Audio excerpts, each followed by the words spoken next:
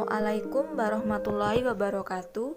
Saya Siti Aminah, NIM 1710321029. Kali ini saya akan menjelaskan hasil dari tugas mata kuliah ketahanan pangan yang dibimbing oleh dosen Ibu Fevi Nurdiana Wijayanti SPMP, yaitu meresum kuliah umum pada tanggal 1 Juli 2020. Smart Farming Precision Agriculture 4.0, 4 prinsip rancangan dalam revolusi industri 4.0. Yang pertama, interoperabilitas atau kesesuaian.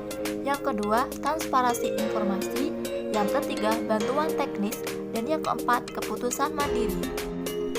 World Economic Forum Teknologi, titik perubahan dan dampak sosial dalam revolusi industri dan teknologi pada tahun 2025 meliputi 1. 10% pemakaian yang manusia gunakan terhubung ke internet. 2. Apotek robot pertama di Amerika Serikat. 3. Mobil cetak 3 dimensi pertama dalam produksi. 4. 5% dari produk konsumen dicetak dalam 3 dimensi. 5. 90% dari populasi dengan akses reguler ke internet.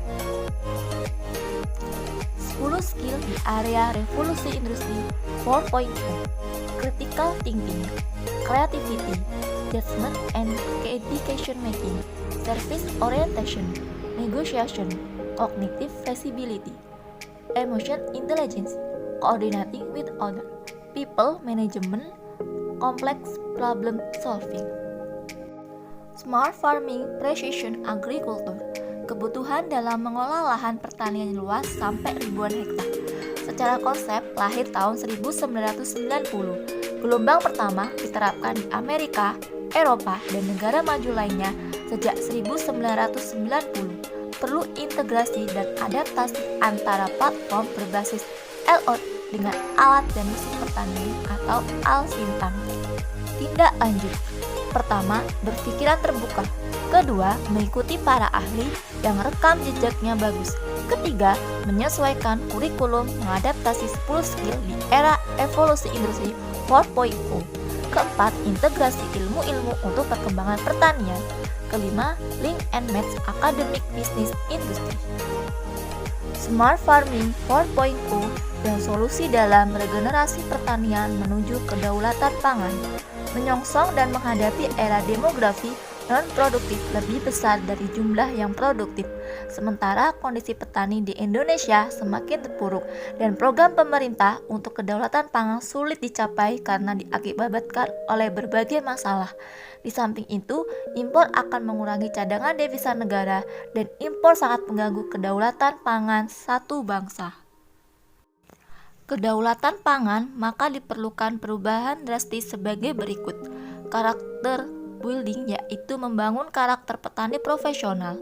Ekonomi building yaitu membangun potensi desa menjadi pasar ekonomi, diantaranya dibentuk ekonomi kreatif.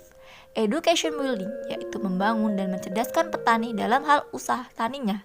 Teknologi building yaitu menerapkan teknologi yang tepat guna, murah dan mudah dioperasionalkan. Manajemen produksi tidak mengenal musim, jenis tanah, dan iklim. Dipengaruhi oleh pertama, perlakuan. Kedua, nutrisi. Ketiga, enzim dan hormon. Keempat, air dan vitamin B1 dan B kompleks serta vitamin E. Sistem yang dikembangkan berdasarkan riset dengan melihat beberapa faktor. Di antaranya, pertama, faktor permodalan harus dengan modal kecil tapi secara kuantitas dan kualitas menghasilkan produk yang profitnya tinggi dan sehat.